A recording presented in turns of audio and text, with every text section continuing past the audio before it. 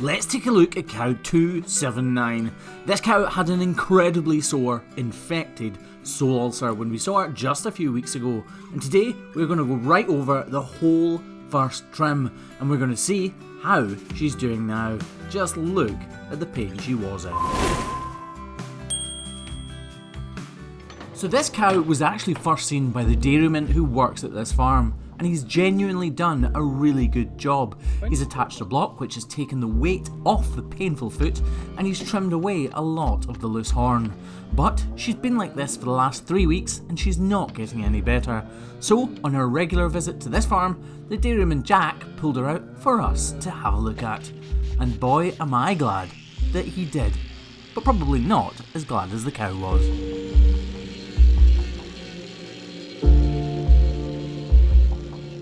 So we do attend this farm every 4 weeks, but this cow went lame just after our last visit.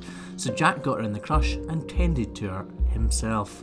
As you can see, she had an ulcer and that became infected, and you're just about to see the results of that infection.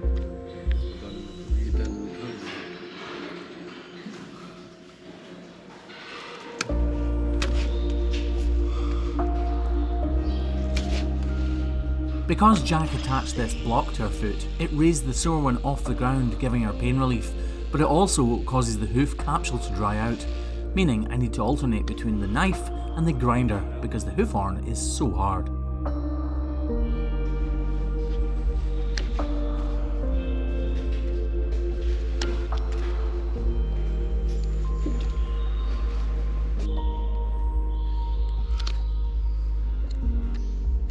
This milky substance you're seeing seeping from the cow's hoof is the result of an epic war, a battle if you like, between the cow's immune system and the bacteria causing the infection.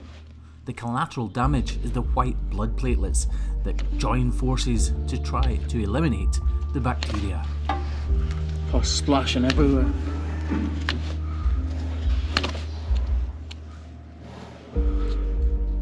There's an ulcer hiding beneath all of this detached horn, and it's my aim to reveal it without causing any more damage.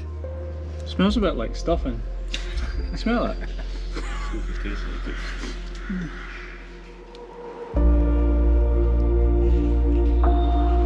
Keep watching the first part of this video to see the full extent of how bad this ulcer is, and then watch right to the end to see what can happen when hoof trimmers and farmers come together.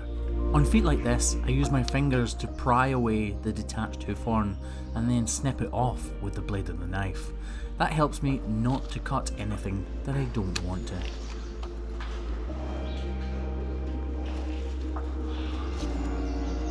If you look at that soft and raggedy hoof horn and then look at the smooth hoof horn, you'll see there's a hard edge. I'm peeling away at that hard edge until it fades away to nothing, and then I'll know I've removed all of the detached horn.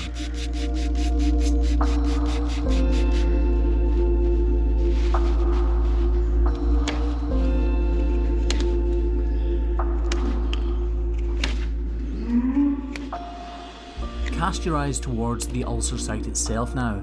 There's a hole right in the middle of it.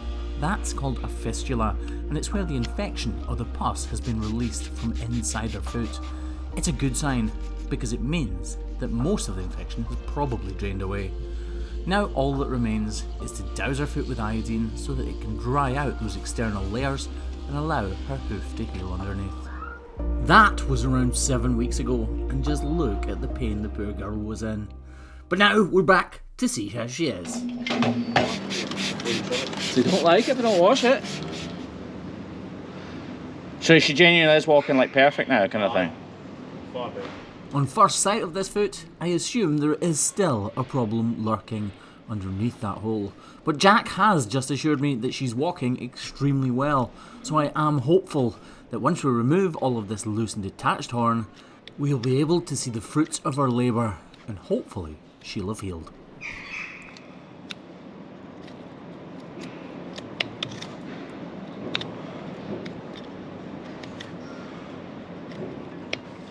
Clearly, there is no block where there once was one, and that's why this hoof is extremely hard. You see, the block elevates it out of this lorry and allows it to dry and become much more hard.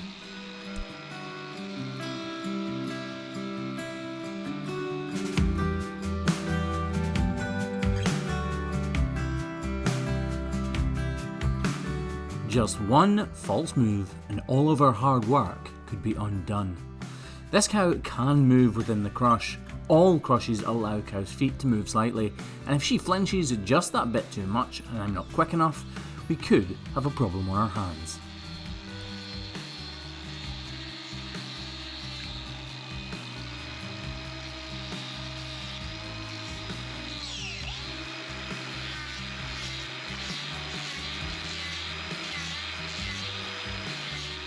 It may seem strange to model out that outer claw when it seems so perfect, but I need to ensure there's no bruising where that block once was. Effectively, we had overloaded that claw, and now all that's left to do is remove those fissures and take a look.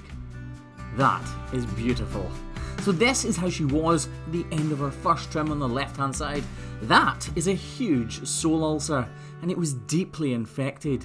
By working together with the farmer, the dairyman and the hoof trimmer, we've overcome this cow's problems. And this is how she's walking today. I'd love to take full credit for this, but I can't. It's been Jack's diligence with pain medication, the farmer's perseverance, and a bit of my help. If this isn't a happy ending, I don't know what is. That is her 100% healed. And this has been the Hoof GP.